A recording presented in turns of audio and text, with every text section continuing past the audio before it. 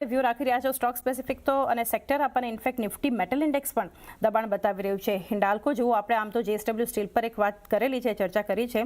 Overall એક દબાણ અત્યારે સેક્ટર સ્પેસિફિક ટાટા સ્ટીલમાં પણ એક ઘટાડો જોઈ રહ્યા છે.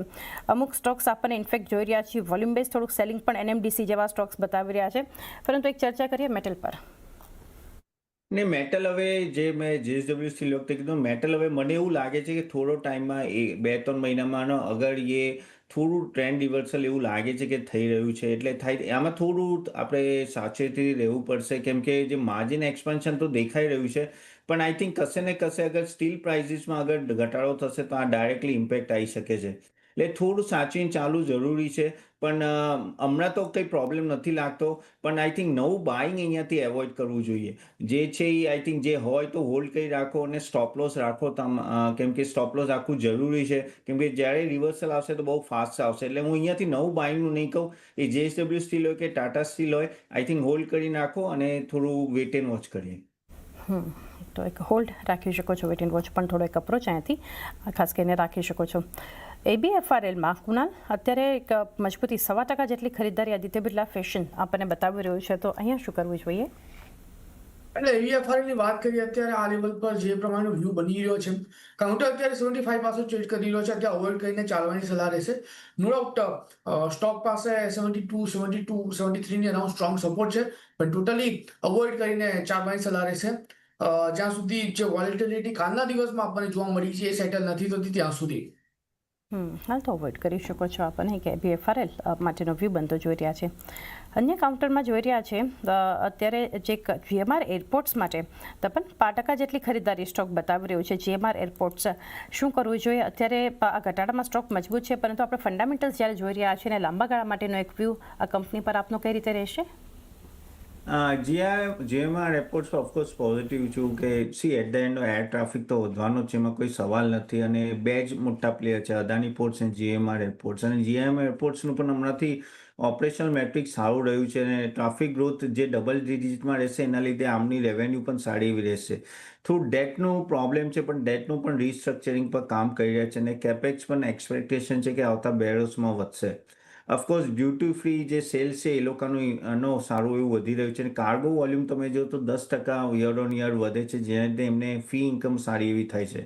તો ઓફકોર્સ આઈ થિંક આ બધાના લીધે ને આઈ થિંક અહીંયાથી પણ હું તો પોઝિટિવ છું, પણ I think buy on dips રહેશે. પણ આઈ થિંક લોંગ ટર્મમાં પ્રોસ્પેક્ટ્સ મને GMR એરપોર્ટ્સના સારા લાગે છે. લોંગ ટર્મ વ્યૂ એક પોઝિટિવ GMR એરપોર્ટ્સ પર આપણને બનતો જોઈ રહ્યા છે. એશિયન પેઇન્ટ્સ અત્યારે કુનાલ સૌથી વધારે ઘટી રહ્યું છે. નિફ્ટીમાં 3% જેટલું પ્રેશર સ્ટોક અત્યારે બતાવી રહ્યું છે. તો ડેઝ આઈથી આમ તો ઘણું પ્રોફિટ બુકિંગ આવી ગયું એશિયન પેઇન્ટ્સમાં. આ લેવલ્સમાં શું કરવું જોઈએ અત્યારે કુનાલ? એશિયન પેઇન્ટની વાત કરીએ તો અત્યારે નો ડાઉટ આજના દિવસમાં આપણને એક પ્રોફિટ બુકિંગ આવતા જોવા મળી રહ્યું છે, પણ ગભરાવાની કોઈ વાત નથી. એક ટાઈમ એવો હતો જ્યારે લોઅર લેવલ પર જે વખતે સ્ટોક ટ્રેડ કરતો હતો તે વખતે મોસ્ટલી લોકો આ સ્ટોકને અવોઇડ જ કરતા હતા, બટ આપણે થ્રુ આઉટ ડેટ લેવલ આપણે સજેસ્ટ કર્યું હતું. અત્યારે આ લેવલ પર 3% નીચે છે, હું કહીશ કે કરેક્શન આવે છે તો એક્સટેન્ડ થવા દો, ગભરાવાની કોઈ જરૂર નથી. સારા એવા લેવલ આ સ્ટોક તમને બતાવી શકે છે નવી પોઝિશન એન્ટર કરવા માટે. અને હું કહીશ કે જો આવા સારા એવા સ્ટોક ફંડામેન્ટલી સ્ટ્રોંગ સ્ટોક જો પીટાઈ ને લોઅર લેવલ પર જો ટ્રેડ કરતા હોય તો પછી આનાથી વધારે સારી બાઇંગ ઓપોર્ચ્યુનિટીઝ તમને બીજા કોઈ સ્ટોક નથી બતાવી શકતા. સો વ્યૂ અત્યારે ટાઈમ બિંગ માટે અવોઇડ કરો. જો તમારા પોર્ટફોલિયોમાં હોય તો હોલ્ડ કરીને ચાલી શકો છો. ટ્રેડિંગના લીધે જો લીધા હોય તો એક વખત એક્ઝિટ કરીને ચાલી શકો છો. 2730 સુધીના લેવલ તમને આ સ્ટોક બતાવી શકે છે.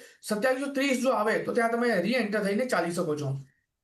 2730 પર એક રી એન્ટર કરી શકો છો. એક વ્યૂ ખાસ કરીને એક બનતો જોઈ રહ્યા છે એશિયન પેઇન્ટ માટે.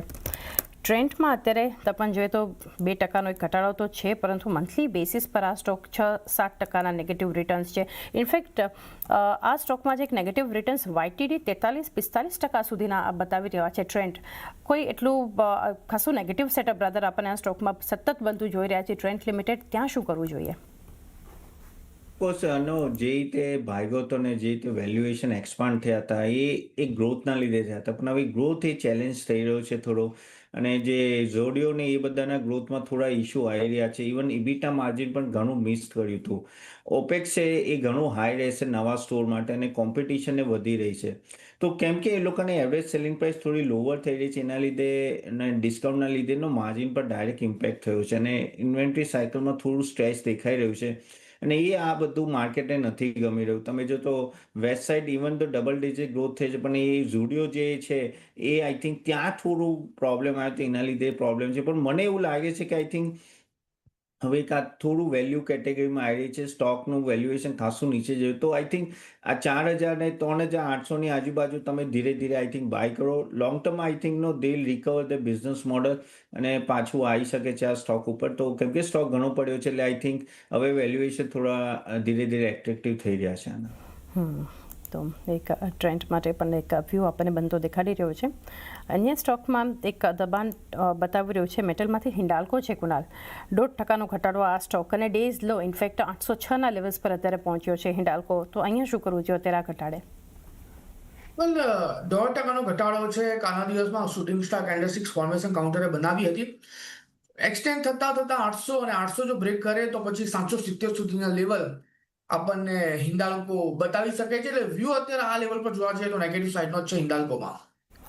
વ્યૂ નેગેટિવ સાઇડ પર બનતો જોઈ રહ્યા છે એક હિન્ડાલ્કો માટે. ઓબ્રો રિયલ્ટી આજે તપન જોઈ રહ્યા છે. રિયલ્ટી ઇન્ડેક્સમાં જે ગઈકાલે ઘટાડો સૌથી વધારે ઇન્ડેક્સ બતાવી રહ્યું હતું, આજે એક 0.5% મજબૂતી ઓબ્રે રિયલ્ટી બતાવી રહ્યું છે. આ સ્ટોક અથવા તો આ સેક્ટરની કોઈ અન્ય કંપની માટે લોંગ ટર્મ વ્યૂ આપનો પોઝિટિવ? ને ઓફકોર્સ ઓબેરોય રિયલ્ટી લક્ઝરી સેગમેન્ટમાં છે અને એના માર્જિન સારા એવા વધે છે અને એમના તમે જો તો લોન્ચીસ પણ ને એક્ઝિક્યુશન ઘણું સારું હોય છે.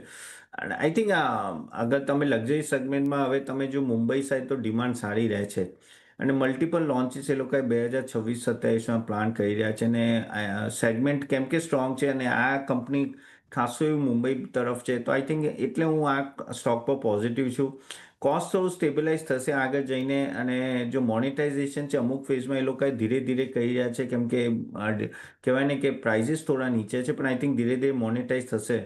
તો મુંબઈ માર્કેટમાં બસ એક જ છે કે જે હંમેશા રહેશે આ કંપની માટે કે મુંબઈ માર્કેટ પર વધારે ડિપેન્ડન્ટ છે, એટલે થોડું પણ ઉપર નીચે થાય મુંબઈમાં તો આને ડાયરેક્ટ ઇમ્પેક્ટ થાય. પણ જે રીતેનું સ્ટ્રક્ચર છે, જે રીતેનું મુંબઈ સિટીની ડિમાન્ડ છે, આઈ થિંક આ સ્ટોકને વાંધો ના આવે. તો હું આ સ્ટોકમાં પોઝિટિવ છું. આઈ થિંક દર ઘટાડે કાં તો આ લેવલથી પણ ધીરે ધીરે બાય કરી શકાય. બાય ડિપ્સનો પણ એક વ્યૂ અહીંથી રાખી શકો છો. ઓબ્રે રિયલ્ટી પર વ્યૂ બનતો જોઈ રહ્યા છે. એ સાથે